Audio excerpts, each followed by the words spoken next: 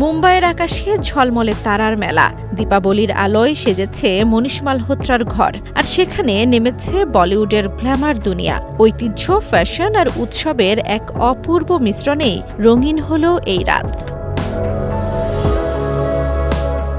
কারিনা কাপুর খান হাজির হয়েছিলেন off white শাড়িতে, গৌরী খানের লাল পালকের পোশাক আর সুহানা খানের নীল শাড়ি ছিল আলোচনার কেন্দ্রবিন্দু। তাদের উপস্থিতি পার্টিকে দিয়েছে রাজকীয় গ্ল্যামারের ছোঁয়া।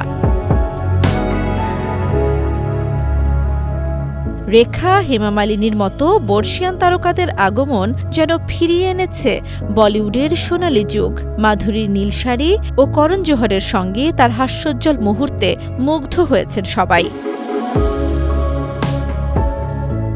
কাজল, সারা, অনন্যা, কৃতি, সোনাক্ষী সবাই ছিলেন উৎসবের আবহে উজ্জ্বল। পুরুষ তারকারাও ছিলেন না পিছিয়ে। অর্জুন কাপুর, আদিত্য রায় কাপুর থেকে সবাই যেন মিশে গেছেন দীপাবলির আনন্দে।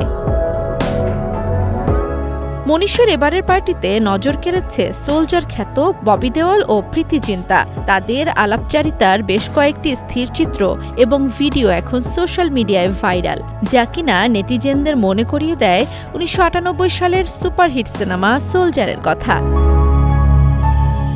জান্নাতুল দোলনা, ৭১।